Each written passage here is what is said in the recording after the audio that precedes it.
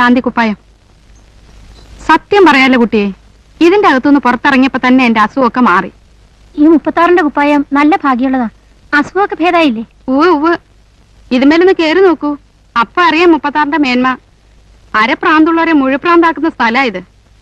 ആ ഗോപാലകൃഷ്ണ, കുടുംബത്തെ എന്താ മോനെ കഥ? അറയും വരെയൊക്കെ തുറന്നിട്ട് എല്ലാരും തോന്നിയാസാവൂല്ലേ?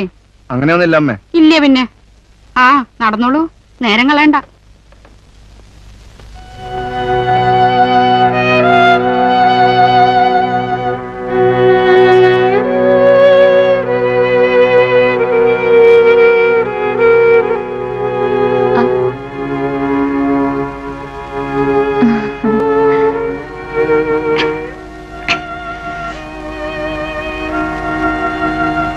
നീ എന്റെ മോളാ.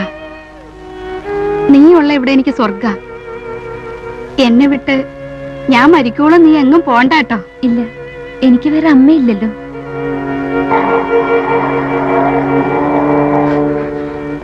കുട്ടി എത്ര കഷ്ടപ്പെട്ടിട്ടാ പോട്ടെ എന്നൊരു വാക്കെങ്കിലും. പന്ന പരട്ട കിളവി ഇനിയും വരും മുഴുപ്രാന്തായിട്ട്. വരട്ടെ വരട്ടെ, 10 പൈസ തരാതെ പൊക്കളഞ്ഞല്ല.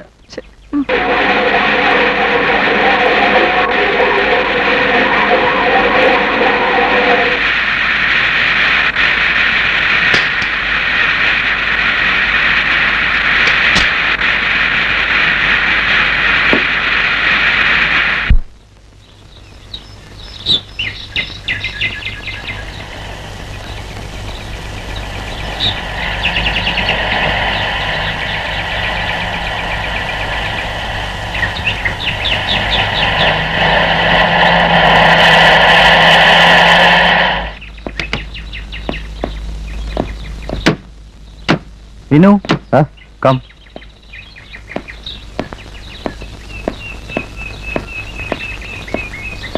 ഒരു മനോരോഗിയെ അഡ്മിറ്റ് ചെയ്യുന്നതിന് മുമ്പ് അയാൾക്ക് രോഗമുണ്ടോ ഇല്ലയോ എന്ന് ഞങ്ങൾ കൂടി ബോധ്യമുണ്ട്.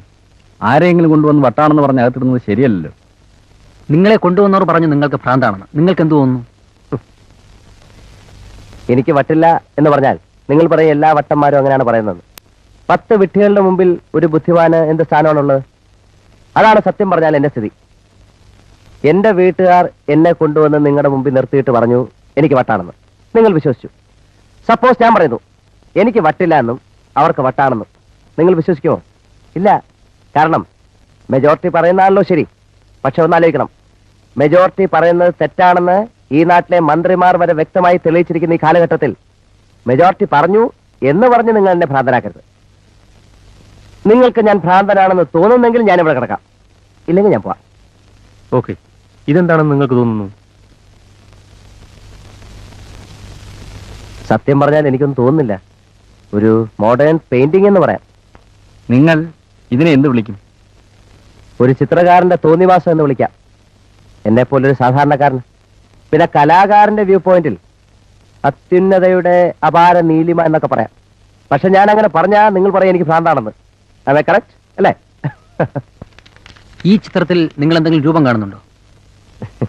എനിക്കൊന്നും തോന്നുന്നില്ല. ഇനി സൂക്ഷിച്ച് എന്നെ കൊണ്ട് നോക്കിപ്പിച്ചാ വേണമെങ്കിൽ പലതും പറയാം. മേഘങ്ങൾ ചിലപ്പോൾ പട്ടിയുടെയും പൂച്ചയുടെയും രൂപത്തിലാവുന്ന പോലെ. ഒന്ന് ചോദിച്ചോട്ടോ ഡോക്ടർ, നിങ്ങൾ ഇവിടെ വരുന്നവരെ ഭ്രാന്ത് പിടിപ്പിക്കാറുണ്ടോ? സോറി, ഇതൊക്കെ ഞങ്ങളുടെ ഓരോ ടെസ്റ്റുകളാണ്.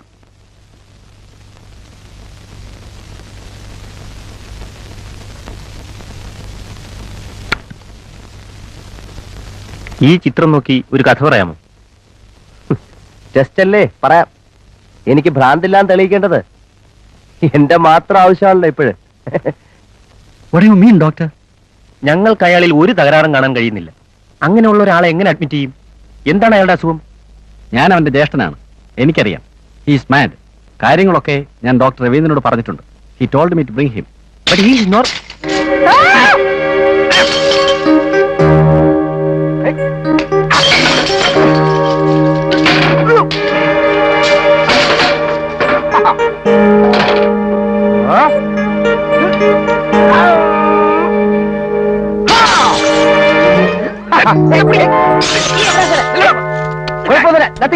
പ്രശ്നമൊന്നുമില്ല.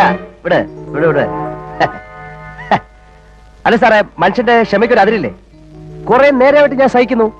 ഞാൻ 2-3 പ്രാവശ്യം പറഞ്ഞു നോക്കി. എന്റെ അവിടെ ഇവിടെ ഇവിടെയൊക്കെയല്ലേ വന്നിരിക്കുന്നത് അവന്റെ അപ്പ സമ്പാദിച്ച സ്ഥലം പോലെ. ആര്? ഈച്ച ചതഞ്ഞടിഞ്ഞു കിടക്കുന്ന ഈച്ച പന്ന റാസ്കൽ. നമ്മുടെ നാട് കളി. യു അല്ല സാറേ, നമ്മുടെ കാര്യം എന്തായി? സാറിന് എന്ത് തോന്നുന്നു? am I mad or not? Mad or not?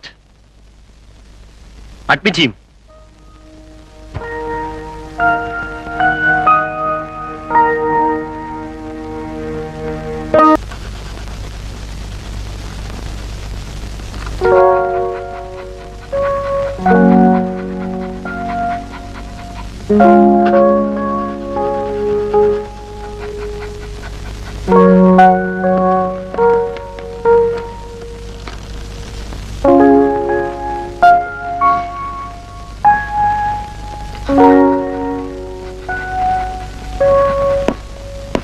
Savitri, എന്താച്ചാ? മോള് ഹോസ്പിറ്റലിലേക്ക് വരുന്നില്ലേ? നല്ല സുഖമില്ല, 2 ദിവസത്തേക്ക് ലീവാ. എഴുതി കൊടുത്തോ? ഉവ്വ്.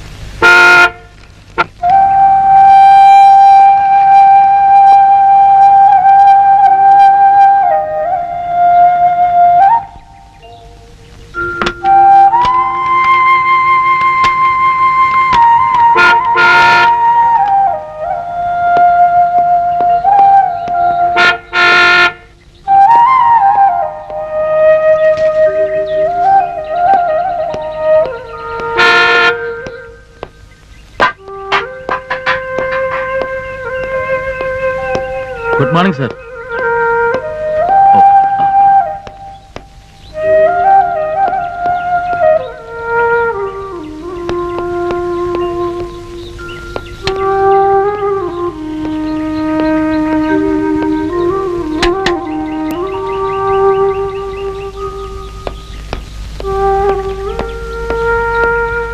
U are late by 92 seconds. Sir 2 minute നേരത്തെയാണ്. Unnikrishnan, better correct your watch.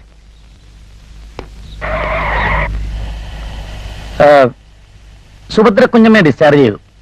അവരുടെ അസുഖം ഭേദമായതിന്റെ പരിപൂർണ ഉത്തരവാദിത്വം സാവിത്രിക്ക. പുതിയൊരെണ്ണം വന്നിട്ടുണ്ടോ? അസുഖം അത് തന്നെ, ഷീസോഫ്രീനിയ.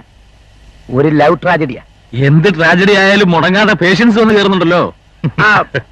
തന്റെ നാട്ടുകാരനാ? എന്റെ നാട്ടുകാരനോ? അതെ. എന്താ പേര്?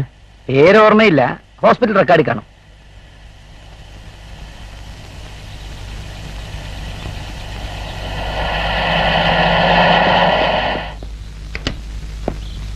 Good morning sir. ആ പിന്നെ ഞാൻ ചീഫ് മിനിസ്റ്ററെ വിളിച്ചിരുന്നു. അപ്പോ ഫൈനാൻസ് മിനിസ്റ്റർ തൽക്കാലം രാജിവെക്കാൻ സാധ്യതയില്ല എന്നാണ് പറഞ്ഞത്. ആരോട് പറയണ്ട, രാജിവെച്ചാൽ അപ്പോൾ ഓരോ അറിയിക്കും. അടുത്ത സ്ഥാനം നമുക്ക്. ഓക്കെ.